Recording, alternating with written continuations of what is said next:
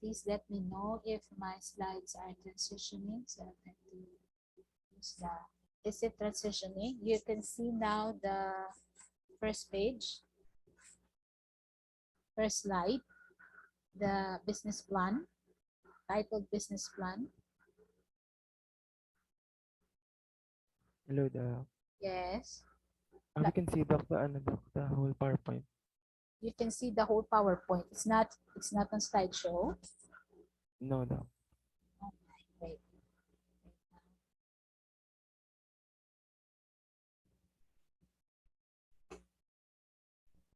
What about this? Yes, the card na, Doc. Okay, thank you. So second to the last module is the business plan.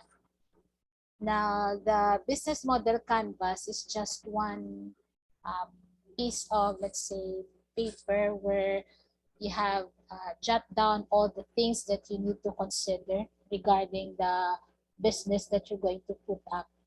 But as to how this particular idea should be put into paper and sell it to would-be investors, now that's the business of the business plan. So that's how you're going to, that's what you're going to learn for today, coming up with the business plan or the lean canvas plan. So our learning objectives would be to define the business plan, determine the importance of the business plan, evaluate the benefits of the business plan, analyze the business plan outline, and identify the lean startup canvas, which is a modification of the business model canvas or the BMC. Now, as to the details of the very important benefits we get out of coming up with the business plan, and how it's going to, let's say, how it's going to benefit your business, how it's going to benefit you, the one who's going to start up your business, that is being discussed in detail in the document that was shared to you in Canvas. So check on that particular document, because what I'm going to share with you in the slides are just the key salient points. Okay. Now, as to the table of contents, so these are the very important things that they are non-negotiables that you should know regarding this particular module. You should know what a business plan is, why is it important, and then how do you come up with the business plan. So this is where I'm going to share to you the business plan outline, and I'm going to share to you the lean canvas, which is a modification of the BMC, the business model canvas. Now, what is the business plan, or what is a business plan? So a business plan is just a document that summarizes the operational and the financial objectives of the business and contains the detailed plans and budgets showing how the objectives are to be realized. If it's compared to what your students accomplished, it's something to do with, let's say, it's a culminating requirement for all engineering students that before they graduate, they come up with this research or this feasibility study. That is more or less the business plan. But we're not going to study about the financial side because it's not our area. We'll just have an idea of what is in the business plan. So actually, if you're going to apply for a loan for your business, or you're going to look for a would-be investor for your business, you're not going to show your business model canvas, because the business model canvas is just for your own consumption. It's for own use. It is for your own use. It's for the use of the team who came up with that. But it is the business plan that you will carry with you when you want to sell your business to investors, or you want to get capital for it, either in the form of loan or investor. So it's a detailed document that summarizes the operational and financial objectives. So in terms of financial, we have there the return on investments. How long will it take if you're going to have this much of capital? How long will it take for you to get back that capital and start earning already? So that's part of the financial part, or the financial aspect of the business plan. We're not going to discuss that because I myself is not knowledgeable on that area, but I'm just tasked to discuss what is written in the business plan. So if I'm going to compare it, as I've said, to what you accomplished before you graduate, that's comparable to a feasibility study or a research, okay, a research paper. Now, why is it important? Why come up with a business plan? So a technopreneur, for that matter, should be involved in making the business plan because he or she knows the content of the business proposal. And it is his or her task to explain it thoroughly to the audience in precise means. So the purpose of the business plan is to guide you in explaining to your audience what your business is all about. Because the end goal is for you to attract investor and for your business, of course, to have one audience. Because if it will not have any audience at all, so meaning it's something that is not interesting or something that is not promising to the investor. So that's the importance of the business plan. So 4 reasons why you need the business plan. So number 1, you need to raise money for your business. And as I've said, you show it to the bank, you show it to the loaning agency, the business plan. That way you can have a loan. Now, example, if I may take as an example, in LaSalle, we have this cooperative, the Brothers Cooperative, wherein actually in other schools also they have the cooperative. And one of the many benefits of being a member of a cooperative is that you can get a loan for a particular business that you have in mind, depending, of course, on the shared capital that you have already placed in the cooperative. So how do you get to apply for that loan? You need your plan. That's the business plan for you to be able to get the money through a loan. To make sound decisions as well, you need a business plan. Make sound decision has something to do with what you're going to spend, how much you're going to, how long will you get what you, how long will it be paid for what you spend, and how long will it take you to earn already. Now, to help identify potential weaknesses. So later on, when I will share to you the business plan or the modification of the lean canvas, you would see that through the business plan that you made, you will have this particular SWOT analysis, just like in any other organization. You do SWOT analysis, and then you there get to realize the weaknesses of your business or the area in your business which you need to really focus on and improve. That way it will not pull you down. So in coming up with the business plan, you get to identify what these weaknesses are. And then you get to communicate ideas properly, clearly to your stakeholders. So your stakeholders are your supplier, your advertisers, your marketers, of course, the very important customers. So you cannot communicate to them clearly unless you have a clear idea of what are you doing, why you're doing what you're doing, and how you go about doing it continually. And of course, the end is, of course, it should be sustainable. So these are the very simple reasons why there's a need for a business plan. Now, in the business plan, we have seven key points. So just like the research paper, I said it's comparable to a research paper. When you are, before you graduate, it's required of you to submit this research paper by group. So you also have in here the executive summary, comparable to the abstract.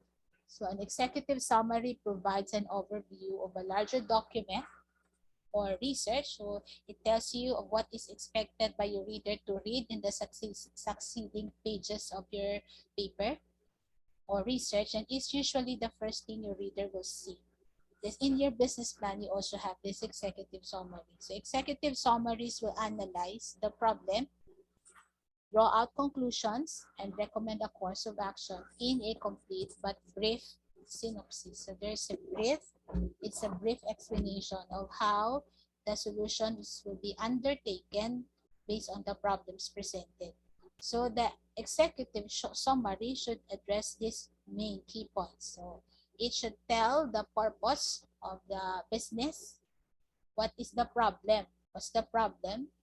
Why do you have that particular purpose? Because you have this problem. So it has the problem, then it has the problem analysis, the analysis of results, and then the recommendations. Now in the document I've shared to you, this purpose, this problem, This problem analysis, the analysis of results and recommendations are discussed in detail when you make the executive summary of your business plan. So that's the first part of the business plan. The second part is the company description. So remember, I've asked you to make a business model canvas in your group activity 1 and 2. So based on that, you may have your own different idea, but you can, shall I say, follow up what you did in your business model canvas. You have to think of your own company already. Try to name your company, describe your company, what it's going to do, something like that. So it is also known as the company overview. This company description that includes the history, the mission statement, the vision, the goals, the objectives, the products or services, management team, organizational structure, and location of the company or organization. So from the summary to this company description. This is significant to the business plan as it provides your clients, your customers, with the company's stability and credibility. So without this company's description, they don't know where you came from or how credible you are.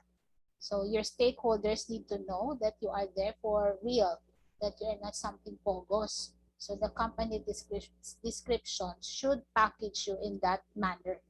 Okay, that's your second part of the business plan. Next part is, of course, the very important reason why you are having business. It's your product or your service.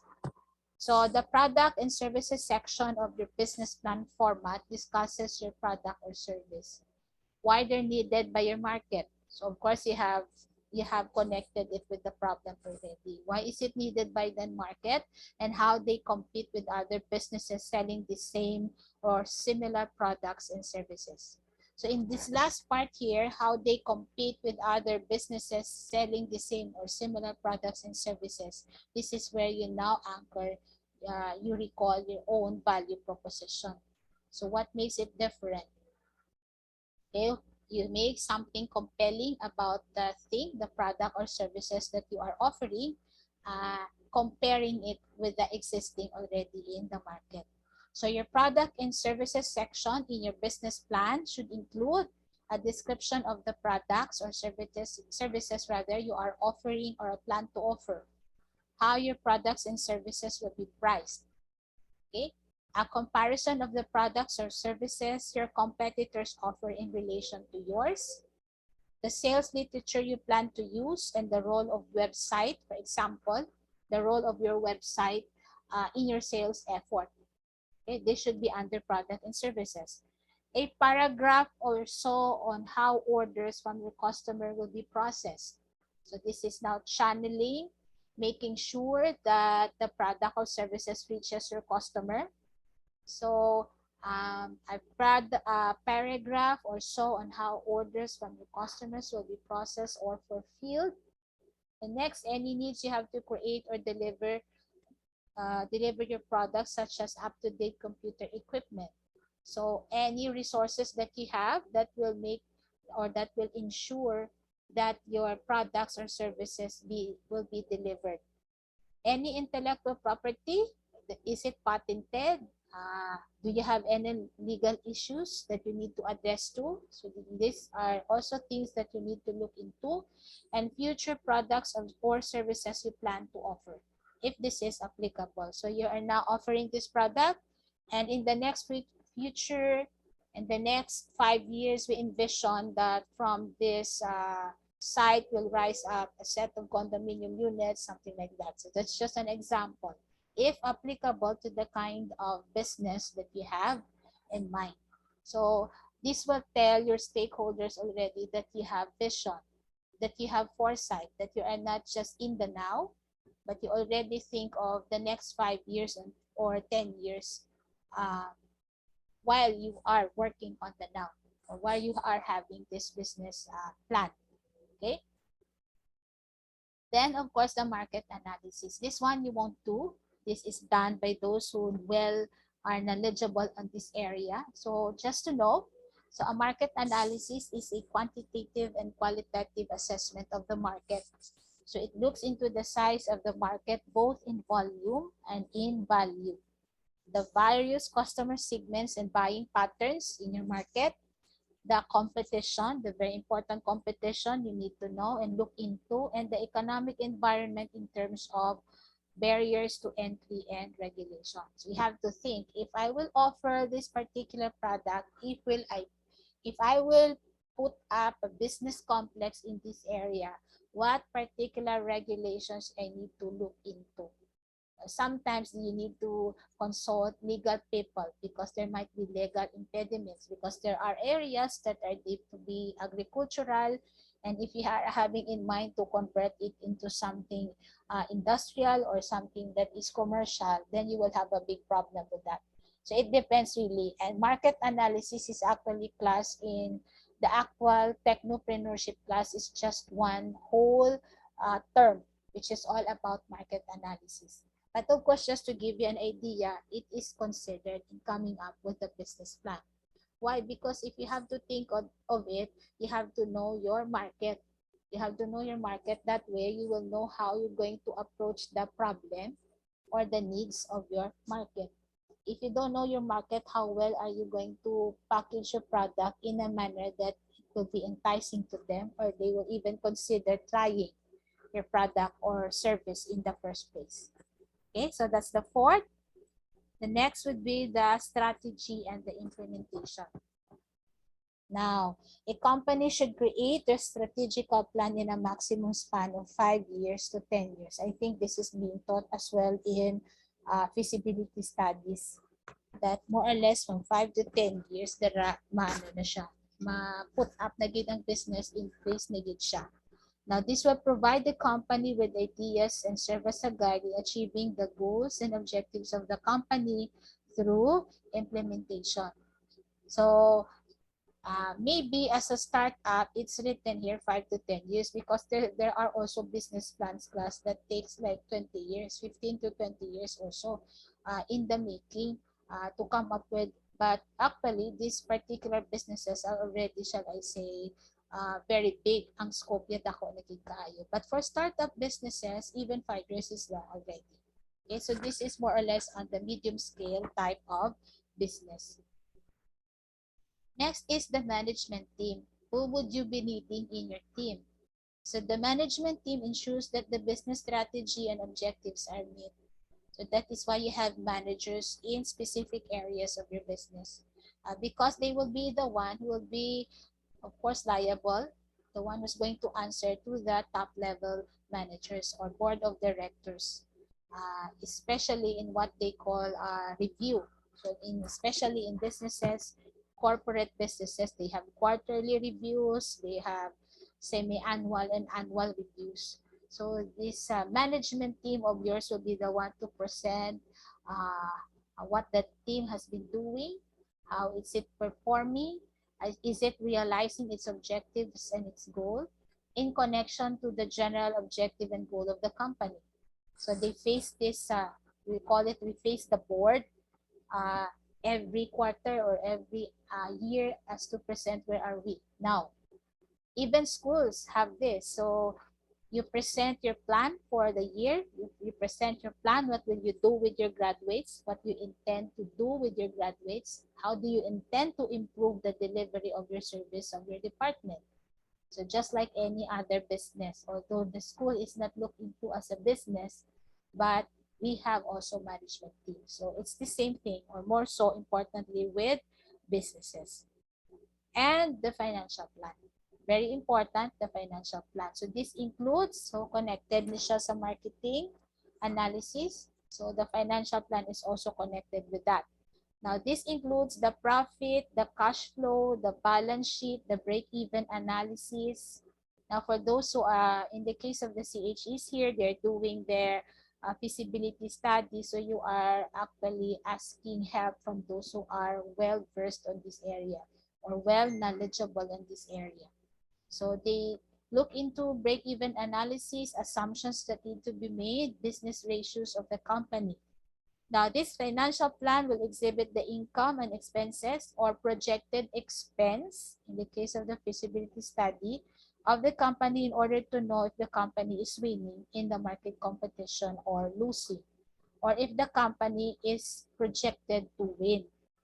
If you don't put up a company that is projected to lose, but in the case of the financial plan, if the business is already ongoing, then you do check on this to check whether the company is still viable. If it's not, losing. Okay, so this is your business plan outline. So it has 7 key elements. Now, the last part of this set of slides is the clean startup canvas, a modification of the BMC, the business model canvas of Alexander Osterwalder. Now in here, it adds up a layer to the traditional business model canvas that focuses on problems, solutions, key metrics, and unfair advantage based on a unique value proposition. The Clean Startup Canvas class looks like a business model canvas.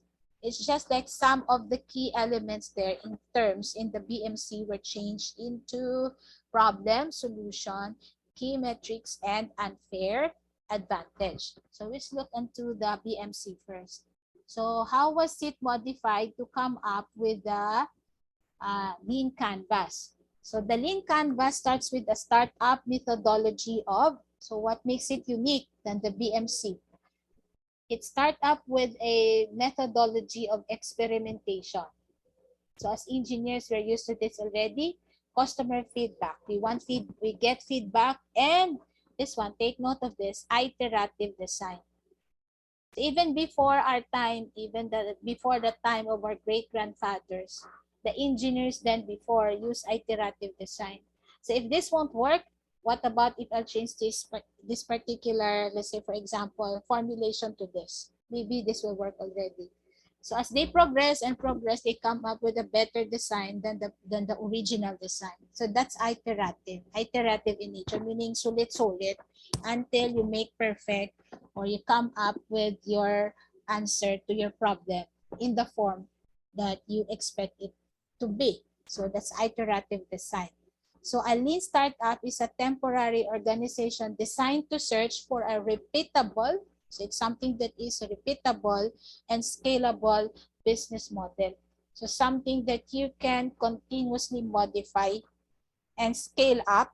So if there's a need for scaling up, increase production, then increase. If there's a need to be on status quo because market is not so good, then status quo, something like that. So that's the lean canvas idea. I'd like to show to you the BMC. So this is the BMC, our module 3. So we have here our key partners. We have our key activities here. We have our key resources. In the middle, we have the value proposition. Then we have our customer relationship, the channels we use to reach our customer segments.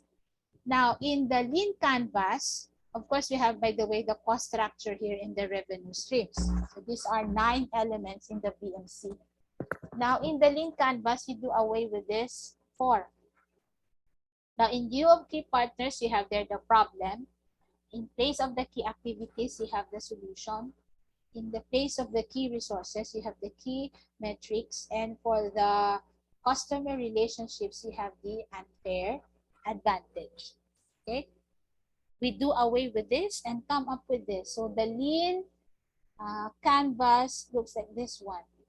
You have the problem, the solution, the key matrix, the unique value proposition, the unfair advantage, taking up the place of the customer relationships. You still have the channels, you still have the customer segments, the same thing with the cost structure and revenue streams. So your lean canvas looks like this now.